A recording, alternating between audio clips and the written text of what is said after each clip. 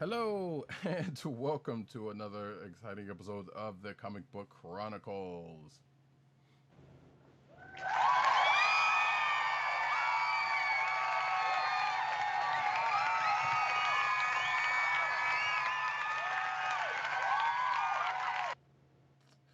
I am your host, Roddykat, and you can find me at Roddykat on Twitter. You can find me at NewsNerdsNeed on Twitter and CBCaps on Instagram.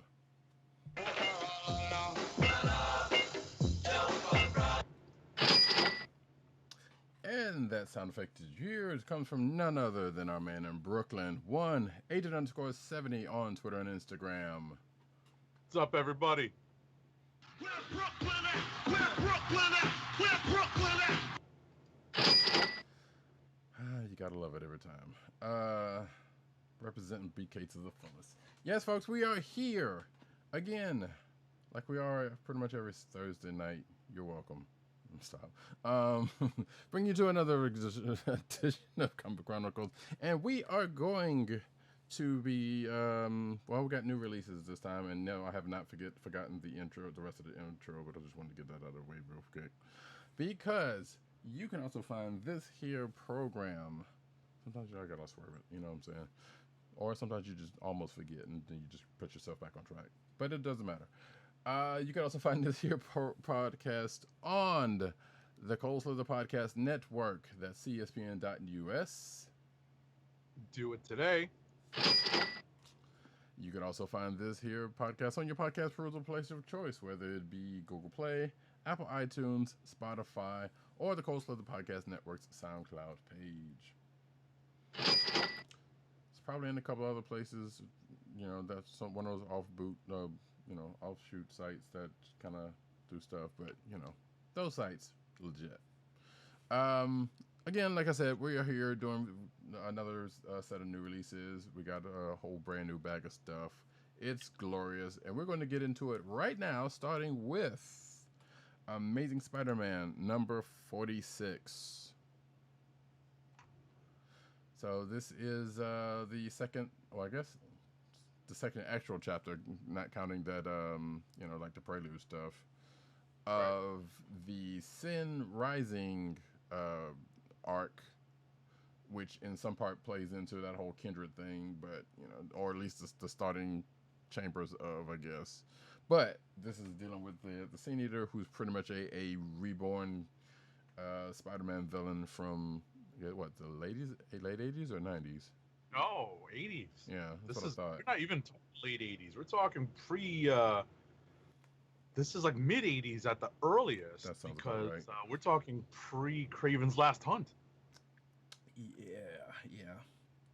So apparently, this Sin Eater character is back from the dead, and with a new power set, a new / old power set.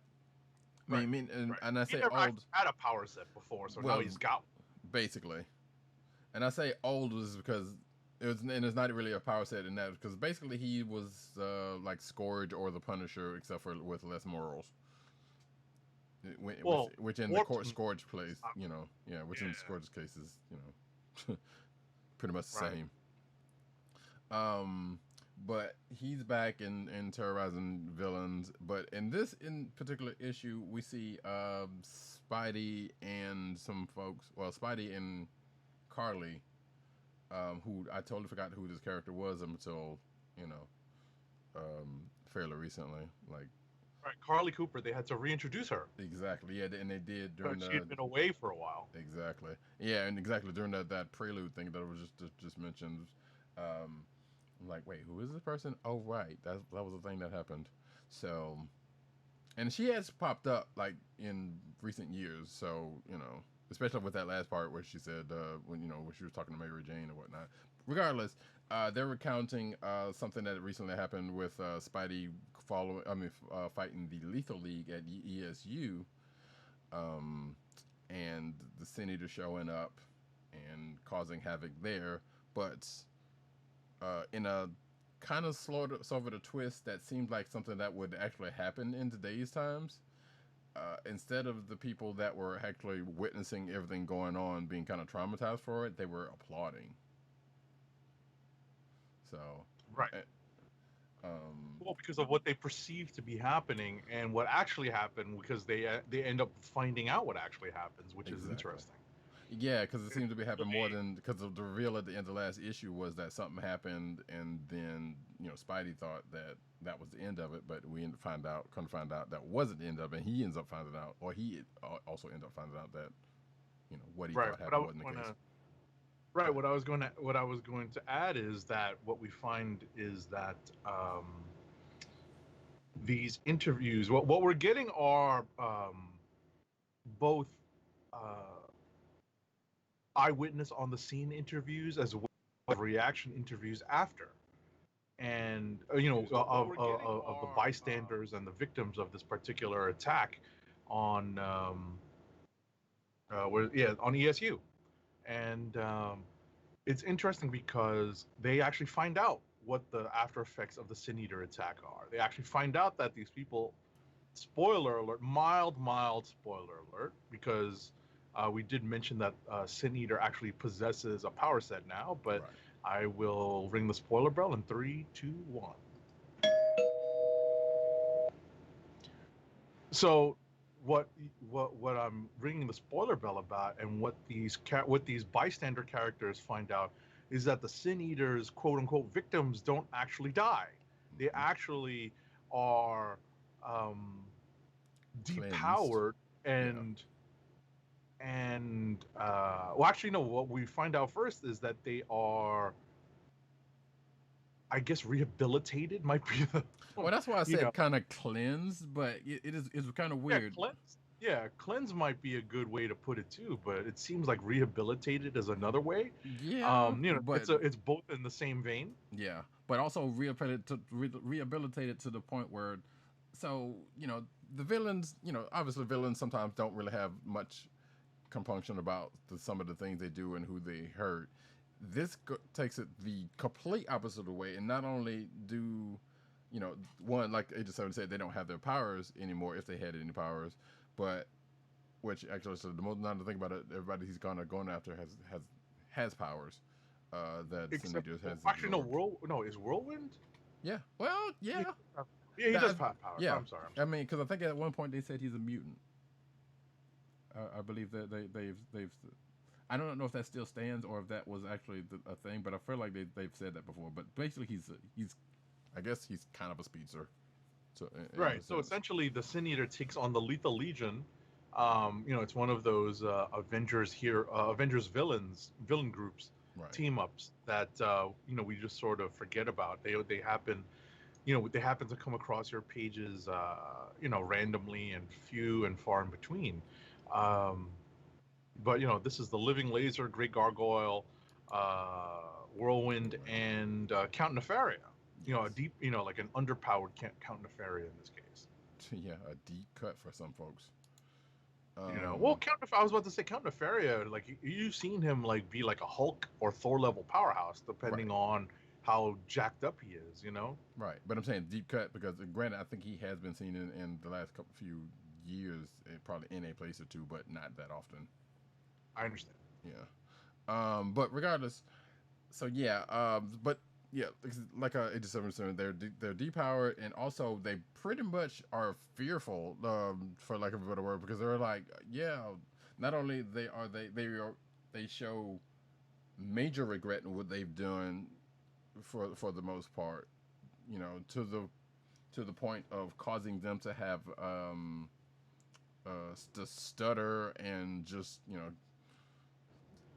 as they said as they were going through Ravencroft, because we ended up seeing one Nora Winters go to Ravencroft, and to basically check on them, having found out that everybody's seeing that they're kind of back alive again, and what they're going through, and they've been put for some reason in Ravencroft. And also went there to get an interview with one of them, which I think was Count Nefaria, now that I think about it. So they're depowered, they're really really regretful and stuttering, and all that kind of jazz. But we also find out during this point where she's, I guess, Norman Osborn, spoiler alert, is the head of Ravencroft at this point now. Right. What's actually what's funny about this is that this was revealed in that uh, the Ravencroft. pandemic era, the pandemic era limited series that was published electronically only, Right. and I think we're gonna get it in print at some point. I think so. Yeah, Or- that is one of the ones that's coming back in print, I believe. Right. The Raven, the Carnage Ravencroft. I forget what the title was. There was one that was just called Ravencroft, and then there was a couple of other little miniseries that was the side of it. Right. So yeah, we find out in the main Ravencroft series that, and it's it's not completely necessary to read that because we Yeah. find out in this issue, and it's a recap that Mayor Fisk has placed Norman Osborn in charge of Ravencroft. And of course, there is the inmates running the asylum joke that Nora Winter says, which in this case, knowing Norman Osborn's history, is kind of true. Right.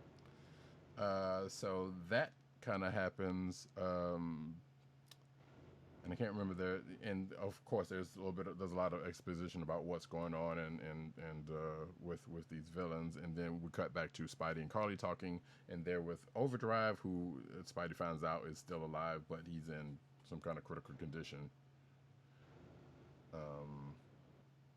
But then at the end of the story, which I don't know if you got flashbacks of the original Sin Eater story from this last part. Well- We see one Nora Winters walking back to her car talking to J. Jonah Jameson. Oh, right. Right. Yeah. Right. Go ahead. She gets in her car and she finishes talking, and then something happens. Which Right. Something does happen. Did or you we actually get go or back we and perceive read- something happens. Right. Did you actually go back and read the original story? The original story after we talked about it the other day. Episode? No, I did not. But at that part, I do remember, and I feel like I read something that if it wasn't, it was probably the prelude that kind of Right. also brought that back up. Right. So something happens that's kind of reminiscent of something that happened to one of Spidey's friends in the original Sin Eater storyline. We don't know if the same thing has happened here or whether Sin Eater thought she was within. Which now that given how they had her characterized, probably wouldn't be out of stretch. Like, no, you got a lot of sin on you. So we'll see how that plays out next issue. I thought this was a pretty straightforward issue, but it was pretty good. Like I said, we got a little bit more exposition about what's been happening. Spidey's kind of up to date on what's going on now, or a little bit more Right. anyway. Because what I was gonna say is this issue was half told in flashback, Mm-hmm.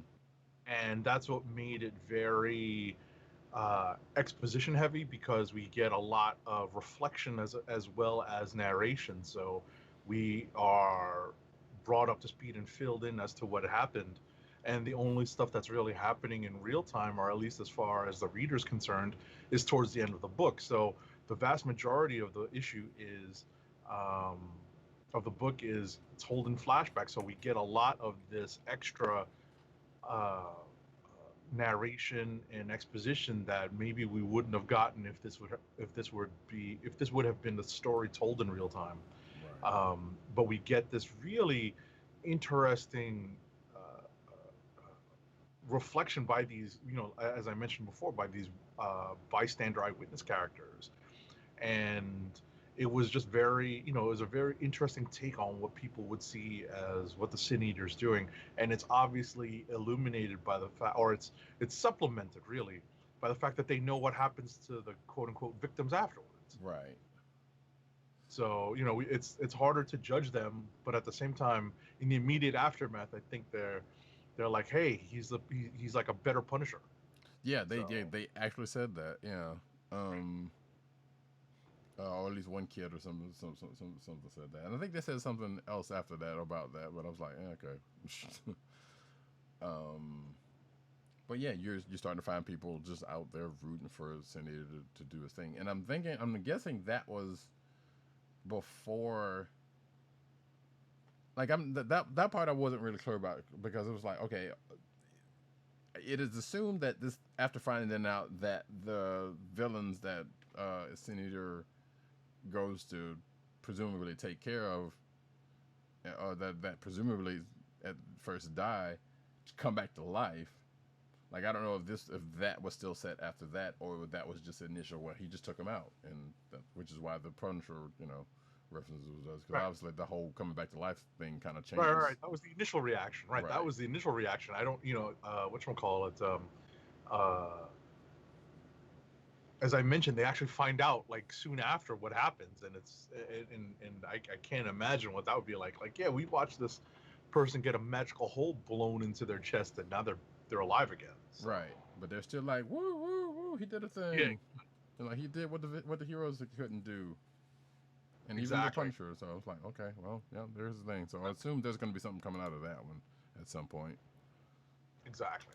All right. But I think we're pretty much done off of that one. Like I said, I enjoyed the read. It was like we're not entirely sure where this is going. We know it's leading up to something.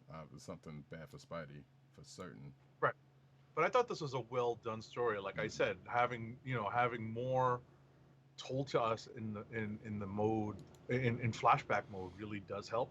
Mm-hmm. It also helps with the creepiness too, because we're getting a lot more characterization of it as well. There's like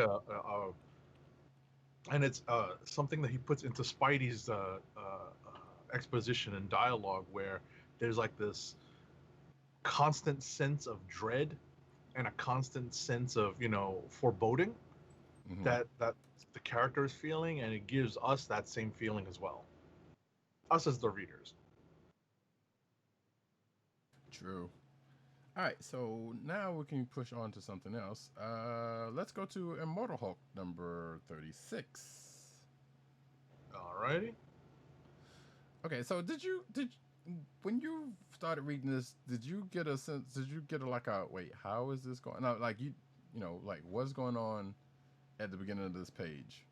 Like knowing, because the last issue wasn't that far back, but it took a second for me to realize that okay, wait, they were pretty much a ground zero at a gamma explosion, and Right. everyone else pretty much behind the crew whose perspective we seeing this from or behind is pretty much gone, with the exception of these people. And quote unquote Rick Jones is messed up, but I'm guessing he was the one that was protecting like Jackie and crew from Right. the gamma explosion. But at first, probably unintentionally, to be honest.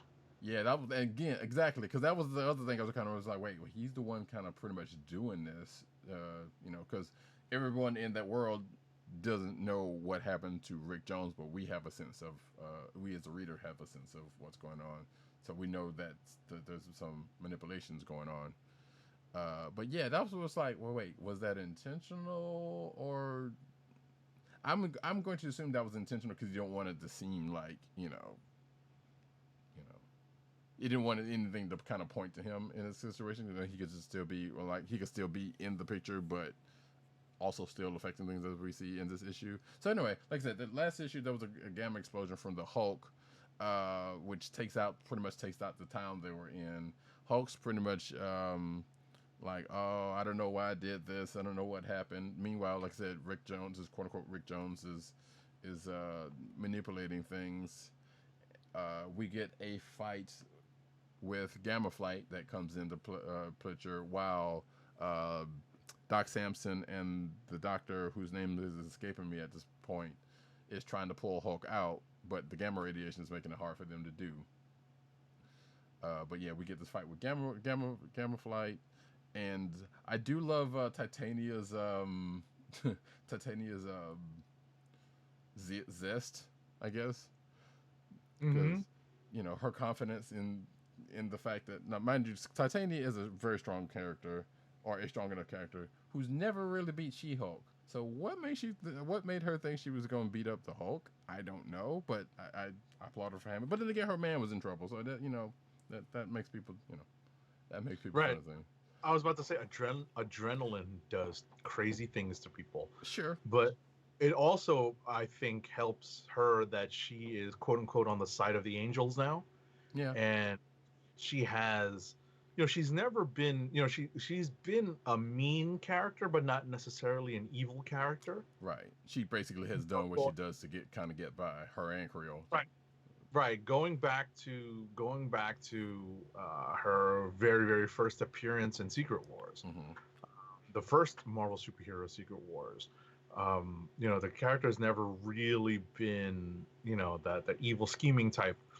But I definitely see the characterization here, especially as you mentioned, when her man is in danger, and we are referring to Crusher Creel, aka the Absorbing Man. So I like that the reporter Jackie is Jackie McGee. Right. Not exactly Jack McGee. She's the polar opposite of Jack McGee because she knows, not to get the Hulk, in a sense, not to get the Hulk angry. In this case, she is observing the Hulk and seeing that he's really not trying to fight back. Mm-hmm. And what I just noted as you were going through your quick recap of the opening sequence is that the Hulk is having a pity party.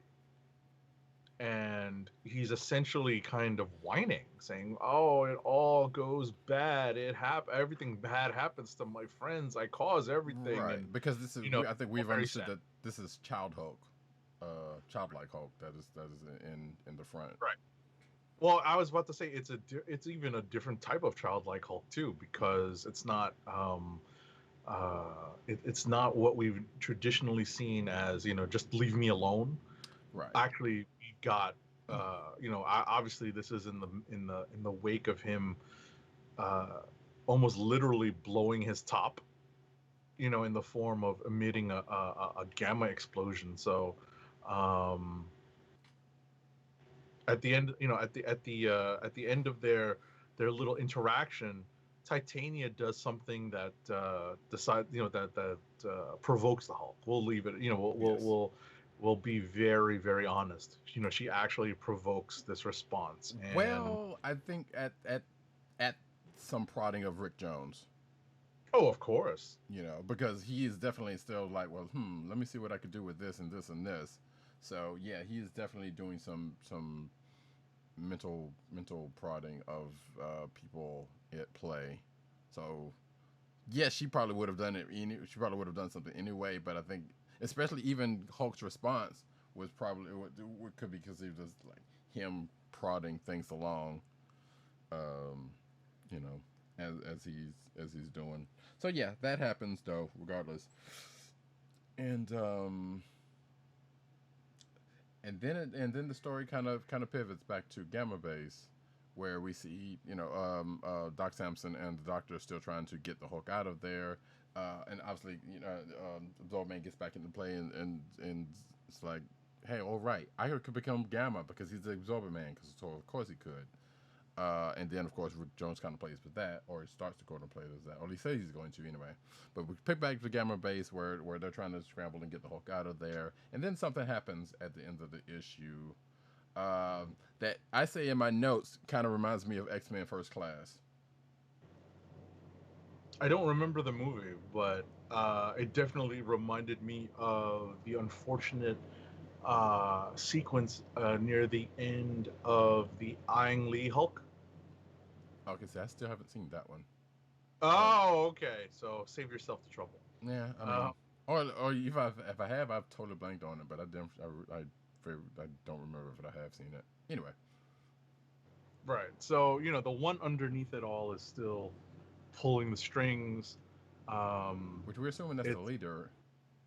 What's that? We're assuming that's the. Oh wait, no. In that case, yes, no, you're right. Forget what I was about to say because right. Yeah, leader. I was about to say the leader's in contact with the one underneath it all. Right, but I think he's the one that's possessing Rick. The leader's possessing Correct. Rick, and like you said, the one beneath it all is manipulating this other side of the thing. Which so. Kind of a slight spoiler. If you've seen X-Men First Class, you will note that there was a particular character that died of the from the X-Men crew. You already know. That's pretty much all I have to say on that one. And kind of the way that the person died here, much less the fact that this person was black, but that's beside the point.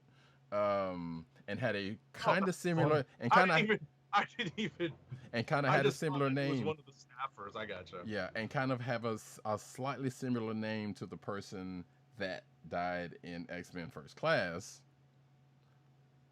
That kind of put me into that. I don't know if that was intentional or that's just me pulling it out of the air, but I was like, that's weird. But I wouldn't put it past Al Ewing. I'll be honest. yes. You just pulled that as a reference. You know what? And shout out to Al Ewing. Oh, speaking of shout out to Al Ewing and crew, because so that happens at the end of the issue. Do you remember the homage or the Easter egg on page 17? Jeez, you're giving out page numbers. Because I thought that was kind of cool. So there is a particular panel that pretty much has the name of a person of note in the Marvel history, an artist, if I'm not mistaken. 17. Mm-hmm. It's digitally it's 17, so I don't know if it is physical if you got physical, but give me a But it is pretty cool. That's all I will say. And I was like, oh, that was. Oh, you mean what Creel says? What Crusher Creel says? No. Laying on the ground, you see some letters on the ground, and it spells out a name. Oh, I did not even see that. That's funny. Because I did not even see that. I was like, wait, I see some letters. Oh, that's pretty cool. So yeah, so that was some pretty. That's a nice catch. Yeah, nice catch. I'm not sure who the artist, because I looked to see, was like, wait, is that the artist in here? But I know they wouldn't do that to themselves. But it says Sal Buscema. Right. That's so funny. So that's the artist. That's totally right. Sal Buscema is an artist, and okay, Bennett is still doing the art on this, yeah. Because I had to look and see. I was like, wait, Buscema wouldn't put his name in. I mean, that would be pretty cool to fit. I don't even know if Buscema's still alive. Is he? He's old.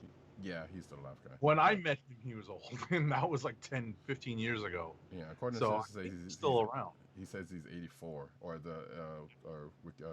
Google says he's 84 and not dead. So cool. And I'm not trying to kill the man. So right, not on wood. Yes, very much. But yeah, Sal Buscema, very good artist. If I remember some of his stuff. Well, he's a longtime Hulk artist. Yes. You know, he's got one of those. I actually have a sketch. I got a sketch from him. And there's a few characters that he had, in my mind, done really iconic renditions of. One of them is the Hulk. Mm-hmm. You know, he had the long-haired rampaging Hulk. You know, the Hulk of Hulk 300. That was all Sal Buscema. He was a mainstay in 80s Marvel, and that's pretty cool to see that little tribute there. Indeed. Oh, the other character that I actually got a sketch of was the Green Goblin. His Green Goblin was really just crazy. Nice. That's pretty cool. So yeah, that's pretty much Immortal Hulk 36 in a nutshell. Trucking its way on to 50 in its last runner, but still gonna enjoy the ride until it gets there. I was about to say that's still a year. Yeah. You've still got a solid year unless they decide to double ship, which I don't think they're doing. Well, so we've still. But didn't 35 come out like a couple of weeks ago? I think this is just pandemic shipping catching up. Probably. So, yeah, we did just get one 2 weeks ago. But like I said, I don't think we've got to worry too much. But a year can go very quickly, especially if you're stuck in quarantine. So, and especially if the book is good. Well, that too. So they just seem to come out rapid fire, or at least seemingly so. Mm-hmm. Yeah, things are still kind of in flux. So, that being the case, we will move on, and I guess we can. You pick out where we go next. Well, what I was going to say is we can talk. We can ease our way into the X corner of the universe. There we go.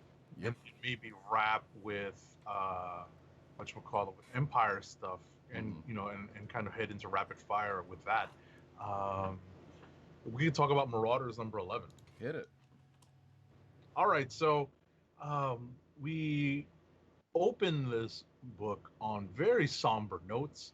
The cover, the actual the A cover for the book by Russell Dowderman is you know, and we're not spoiling anything here. It's the funeral of Kate Pride as they're letting her body go out to sea, at least on the cover. Um, Well, and in the the book, but yeah, no, but like you know, I'll get into what actually happens sure. as we read the story of the book. So the issue opens with um, a letter narrated by Kurt Wagner, uh, our very own Nightcrawler, who is writing a note to or letter to Kate Pride on the day of her funeral. You know, basically saying, you know, until we meet again. And the funeral proceeds in this, you know, in this opening of the issue. We have some surprising characters who are on the beach to see Kate Pride's casket off of Krakoa, and there's actually a notable absence in this. I don't know if you noticed. I noticed that Colossus wasn't there. Yeah, Like But- I actually was looking for him in the lineup of the procession that's portrayed here, and he's noticeably absent. which I feel like that's also is and something that will probably come up later in the story. I feel like that will probably be that something we'll know why, because we can't really say. We know he shows up in another book this week, but we can't say that's Right. the reason why. I was about to say we sort of know why, because he might not be on Krakoa.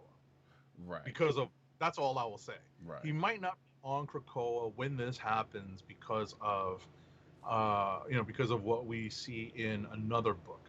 But ultimately, as her body's laid in a little boat and cast into the ocean, they set a funeral pyre. Right. That's what I knew you were getting to. Right. So Well, and that part right there was kind of funny because well, not funny, but as I said in my notes, like, what if it ended up being, it was like, well, she was still alive, but she just had no access to her body, like she was in the astral plane or something, and they just set her body ablaze. Now, granted, that's probably still a small issue given, you know, they have resurrection protocols, but that still would have been like, well, no, y'all just did this and didn't necessarily have to. Or you actually killed her because she was actually still in her body, but just couldn't phase out for some odd reason. What we find out is that they had actually already tried several times. Exactly. Which we've seen in other books, yeah. Right. At this point, they had tried several times to resurrect her through the resurrection protocols to no avail. And they gave a specific number on that for some reason. Sorry? And they gave a specific number for that for some reason. 18, right. So what we find out is that unbeknownst to us, and I don't remember if this is something that happened in the background, I'd have to flip back to the events that led to Kitty Pryde's murder at the hands of, spoiler alert, I'll ring the bell just in case folks are behind on their reading. You know, at the hands of Sebastian Shaw. Mm-hmm. So I want to say I sort of remember Lockheed being around. He was, yes.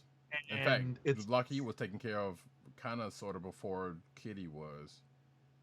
And it's interesting to see that Lockheed confides in, of all people, Emma Frost. Mm-hmm. And it's to Emma Frost that he reveals the true nature of what happened to Kitty Pryde, and she vows revenge.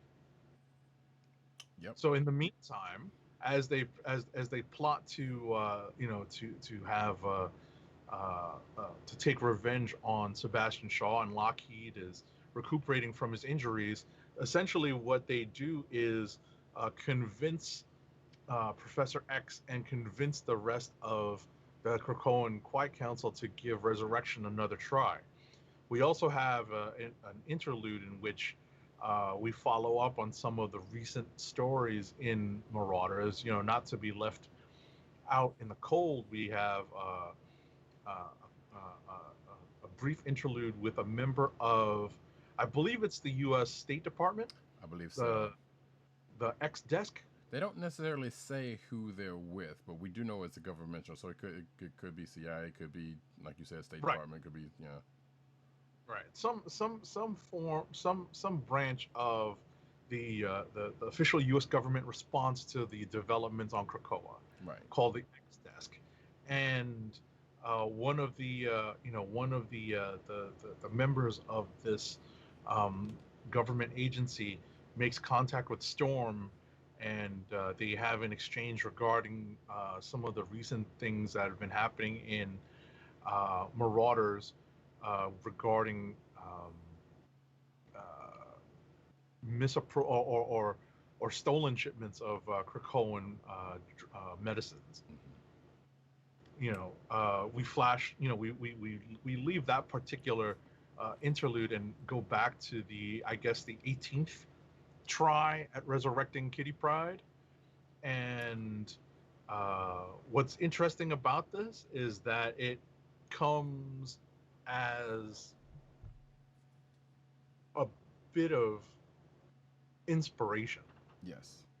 after Nightcrawler says mentions something about her, about the nature of I want to call her Shadowcat. That's how I always referred to her as, as a fan. Obviously I've read a lot of her as Sprite, kind of coming up as a really young kid, but I really knew her as Shadowcat, like later in her X-Men run and when she became a part of Excalibur. But essentially, uh, what Nightcrawler mentions gives Emma Frost of all people, some inspiration and leads us to, hold on, I'm looking for the correct sound effect, and forgive me, folks, I am going to come up. It actually leads us to a successful resurrection Yes. of Catherine Kate Kitty Pryde. They had us on. They had us on the hooks for so long, and it kind of came out good. Because I was so like we were talking before the show. There was this whole rumor set going back to Dawn of X, saying that she can't, Kate can't go through the gates because she's not a mutant and that's going to come out, and the resurrection protocol is not working is because that's kind of playing into that. And I kind of postulated that, okay, now that she's back alive, we know that they just needed to change the protocol for her a little bit because of the nature of her powers and the fact that she was indeed, as we saw when she actually died, she was trying to phase out, but she couldn't because she was being held by some stuff at the point she was dying. So that is why the protocols before now had not worked, which also leads me to a question: whatever happened to and like you said, yeah, we don't know if I'm not sure if this was the 18th try or it was 18 times before this. That part's not entirely clear, but I guess we can assume that this is the 18th time. Mm-hmm. But where did all those bodies go? And is that a thing that's going to come up at some point? Because one, Nightcrawler makes the point to asking, making a point of, it's 18 times to the tribe, but he kind of keeps buttoned up about it. He's like, no reason, but there has to be something about that. That's because I feel like that's not something that's just not for no reason. And the fact that there's 18 bodies that were still viable is just that the fact that and this is kind of the reason why they don't resurrect people, without knowing whether they are alive or not, because they don't. I assume because they don't want something like this to kind of happen. But they tried 18 times, and now there are 18 other bodies floating around or something. They don't have. They have say in this issue they don't have cemeteries on Krakoa, so those bodies hadn't been, as far as we know, buried. So I'm kind of curious if that's going to be a thing that's going to come up at some point. Right. So I think it's interesting, and obviously, the relationship between Emma Frost and Kitty Pryde has been developed for this book. As to place Kitty Pryde as a member of, as the Red Queen, as the member of a newly installed member of the Hellfire Club's inner circle. Mm-hmm. And one last note before we move on is that she's in her reincarnated body, obviously without those awful hand or finger tattoos that she got. I'm just not a fan. Right. But knows, I think she might get new ones. If you take a look at, I think Yes. If the preview images. yeah, if the cover of the what could be the cover of the next issue is to be believed, yeah, she's probably gonna get new knuckle tats. Right. Um, but yeah, also one other thing to note before we leave that on the cover of this book that says uh just like the next book we're going to talk about, it says this is the path to 10 of swords or X of swords, uh, Hmm. in which I'm not sure how that plays into how this issue plays into that because I don't recall anything that specifically called out anything unless it's the stuff with like Storm and the X desk or something like that. But like the stuff with the resurrection protocols and Kitty has kind of been just a thing. So I don't know. But regardless, here we are. Marauders 11. This potential click of the week. You know, if only for Kate being back alive again, because I was so happy to see that. Because they were kind of like I said, they had us on the stream for a long time and wasn't sure whether they were going to keep us there or like, nah, she's just dead. There's nothing we could do. Right. And it's weird, and it's funny how and obviously we are comic book fans, and we've seen, and I hate to put it in such a flippant way, but we've seen so much death in comics. But when we see, but as a result of what the story, where the story has gone with regards to Hoxpox and Krakoa and Krakoan technology, seeing this, you're wondering, all right, so where are they gonna, this is something that we referred to earlier.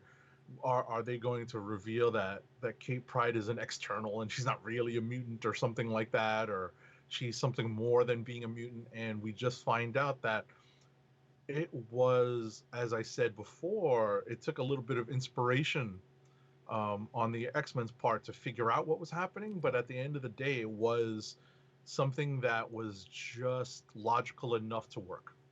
Right. And To yeah, explain and it things. could yeah, and it could very well be just like, no, this is just the wrinkles of her power set, and we have to. They even said in the book, it's like, okay, we have to remember that for, there's another layer to look at in the resurrection protocols, that they didn't think about, that no one thought about, and and it's worth noting, Emma Frost, not a, Emma Frost is a pretty intelligent woman, so it's not like she's a dummy walking around here. And I'm not saying that you were suggesting that or anything, but um, she's always been a pretty intelligent woman. Where Oh, but in her but she needed, but just like anyone else, kind of observing this particular difficulty they were having with the resurrection protocol, she needed a little bit of inspiration. exactly, and that was, and it just so happened to come, in the form of them talking and Lucky coming back, but that was a small part of it. That wasn't necessarily the thing, but they were just having a Hmm. conversation. It was like, oh wait,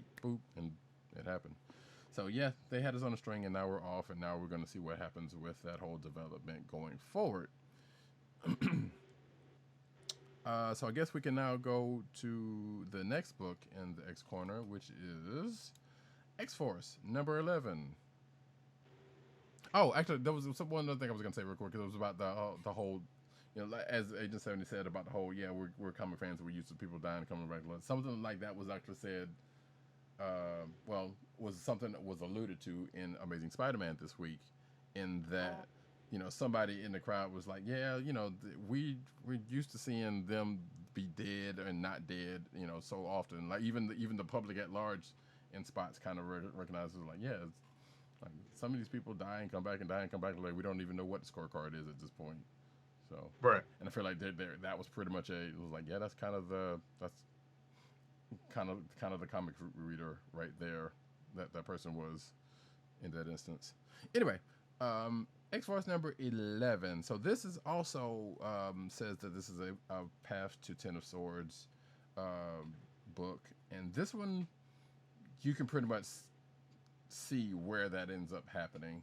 We start off with an autopsy. I would also mention that the cover has nothing to do with what happens in this issue. That is also true.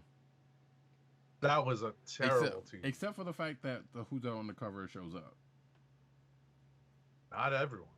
Well, I mean, the one big one at the very least. But yes, you're right. You're right. But you're right. I thought about that too. It's like, yeah, this ain't got nothing to do. Which happens. It happens more often than even we mention sometimes. Sometimes we have made points to call that out when the cover doesn't because it doesn't match the insides. I was about to say the cover doesn't match the drinks, but that doesn't work here. Anyway, X-Force 11. We start off with an autopsy. They're in the, I guess, in the healing chambers or wherever they are, and Dr. Celia Aurelius and Beast and Sage are still autopsy. They're still trying to investigate the attack on Krakoa, which happened damn near at the beginning of Dawn of X, after Huxpox.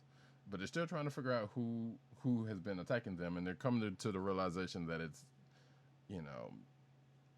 it seems to be more than one person, but with a unified agenda, or more than one set of people with a unified set of with a unified agenda, which we already know as readers that is the case.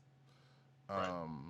But from this, that gets sidetracked because we found out that the bodies that are doing the autopsies for have more to them than even they have already found out. I would liken this to aliens, xenomorphs kind of popping out of bodies, In a sense. Yeah. Although I definitely love the reference here that they use. Essentially, and this is definitely spoiler territory, folks. I'm going to ring the bell. Essentially, what they say is that we've got Russian nesting dolls Right. within the biologically enhanced assassins. So, human biological warfare. And the way it's depicted by, and I want to get the artist right, I don't think this is Joshua Cassara. Yes, this is Eric Basil. I think this is Eric Basil Dua. It's really graphic, Yes. and it's really it's just Basil. No, it's Basil Dua because I think Eric Basil Dua has a different spelling to his name. It's just Basil Dua, but the depiction of this Russian nesting doll technique is just gruesome. Yeah. The But at the analogy same is pretty time, apt. it's pretty it's played off in a very comedic way at times. Yes. So yeah. So this happens, and Beast and crew are like, well, we got to go find this one that escaped after killing Dr. Cecilia Reyes, which I had a problem with even knowing. I still had a problem with even knowing the fact that, well, even they even said right after that, I was like, that's all right, we can get her resurrected again, it's fine. And knowing this already through, it's like it's still. And I know the thing going into Dawn of X from Hoxpox, people were like, well, this is gonna cheapen mutant deaths, because of the fact that they could bring her back. I'm like, yeah, but they still die, and it's still kind of striking when it happens to me. I mean, I don't know if it happens to everybody like that, but except for the one at the end, I was okay with the one at the end. But regardless, so that sets off the chain of events. More of these little Russian nesting doll gremlin things start to wreak havoc on Krakoa, causing a few different casualties as we see in different panels, and seemingly with no rhyme or reason to it, except for the fact that we start to see it. The one or two that we start to see it. The one main one that did the initial killing kind of goes after a certain object, and not the person that people thought he was going to go back after. Because after the first attack, if people recall, Professor X had been killed during during the attack, and they started thinking, was like, okay, maybe somebody thought that well, since we're being attacked, they might be after you again, so they want to go put it in hiding, but that's actually not the case. Apparently, this was a scheme to kind of get a certain item from the Cerebro trainer chamber or something. Meanwhile, also still causing havoc on the island, and as Agent 70 says, yes, like the humans have found their own resurrection protocols, basically. In a sense, yeah, right. In a sense. And what's funny is that these particular, nesting dolls have a plan. One of the things that they notice is that that the X-Men notice is that the little attackers knew what they needed to do and knew where to go and where to find things. They knew that they needed to get to Forge's armory, and that's where they could obtain weapons. They knew, and they obviously have a plan to get this quote unquote Cerebro sword now. Right. And the end of the issue reveals one of the antagonists um, that to this point had not been seen for a long time. Right. Do we know who that is? Because I know Yes. we know where they are because he says as much, but I wasn't quite sure who that was. Yes, the where is a big clue, but you don't recognize the facial scar. No, I don't. I will spoil it if you want. Sure. So I've already rang the spoiler bell if I'm not mistaken, because I did talk about the Russian nesting dolls. So just bear in mind that I did ring it a few minutes ago. We are treated to the reappearance of one Mikhail Rasputin. That is the older brother of Colossus and Ilyana Rasputin. Right. This is someone that goes way, way back to the first Uncanny X-Men story post X-Men Blue and Gold teams forming. Okay, That very I wasn't, story. I'm not familiar with that then. So That very first story, he goes back to that, and he's appeared intermittently since. He's a pretty powerful mutant in his own regard, and it's interesting, as you mentioned, this is one of those stories that's on the path to Ten of Swords. So the fact that we've got a sword in play here at the end of the issue definitely leads us into that direction, and we will see how Mikhail Rasputin is involved in the upcoming crossover story. right, and I will say that the reason, part of the reason why or how he got said sword was because apparently we come to find out that one Quentin Quire and one of the Cuckoos are dating, which we've already established that Cable is dating all of the Cuckoos also. But hey, this is a free island, so things are freewheeling going in. But yeah, so apparently Quentin Quire is dating one of the Cuckoos, but she doesn't want to be seen with him, rightly so, because his ass. But she says that's not the Cuckoo. That's me saying that, not him. I mean, not her. It's like, nah, she's basically saying, it's like, yeah, the Cuckoos always share everything, and she wants him to herself. Lord knows why. But that leads into one of the Russian nesting dolls with the sword in hand, killing, spoiler alert, killing Quentin Quire, which I wish this one would stay permanently dead. This is his second death, we know, as in Little Loves, as a couple of months. I was about to say, this might be his third since this X-Force title has started. Wait, really? Because there was... since this title has started. Really? We're up to issue number 11. What so I thought it was only second. This is his second. No, I think he gets killed on their first mission. He does. That's what I'm counting as the first time. I don't know. Oh no, I was about to say, I think there's been more. I think there's been one more additionally to that. Okay. But like I said, either way, it's funny that the writer on this, shout out to Ben Percy again. The writer on this actually gives Quire a couple of lines of dialogue, like, not again. Right. Because he's thinking exactly along the same lines that we are. Wait a second, we've seen Quentin Quire get killed a couple times already. And both times I'm like, just make it permanent. I do not like Quentin Quire. I've said this repeatedly. We don't need to go on with that. Anyway, so he falls through the portal, the Krakoan gate that just happens to open up, and it leads to... We are frozen. Or I'm frozen, at least. No, you're still moving on my end. Hello, hello, hello. Can you hear me? Frozen. Oh dear. And now I have Roddykat's frozen, or I'm frozen. Shoot. Folks, you can probably hear him still, and he can't hear us, so my apologies for that. I'm just gonna have to put an edit point in here.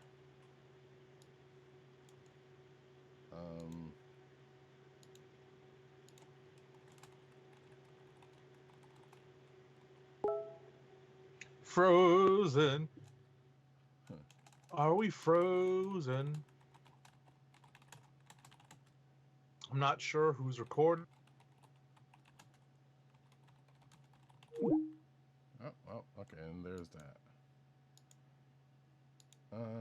Sorry about this, folks.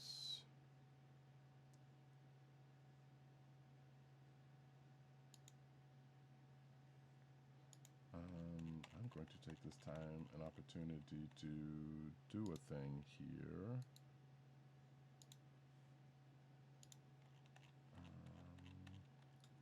Bear with us, folks. If you're watching if you're listening to the audio version, you won't even see this, so don't even worry about it. It's you video folks. This is all fun for you.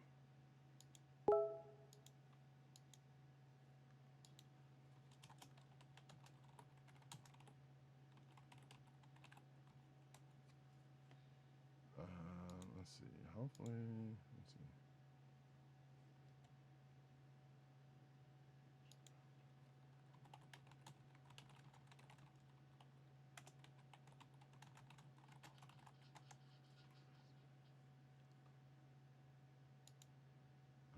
Let's see. I'm going to do this and do that.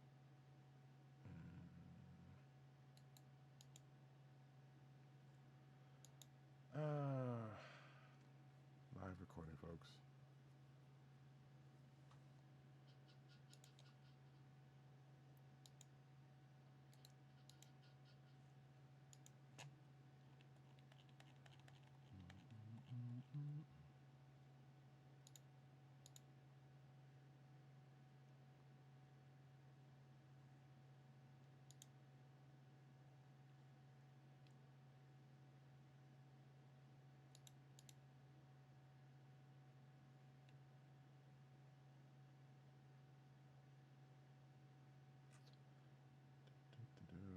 Apologies, folks. Hopefully, we will continue in a few.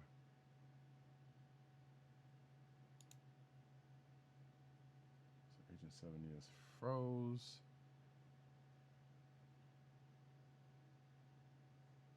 Nani? Your connection is too weak. Please try again later. Really? How is my connection weak? Oh dear.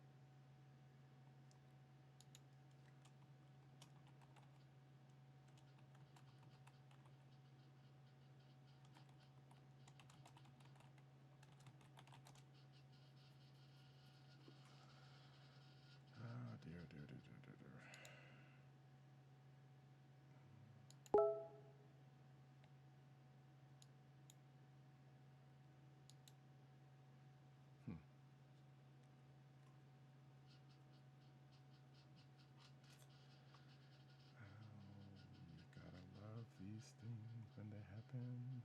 Folks, if you're still out there watching, wait. Let me check the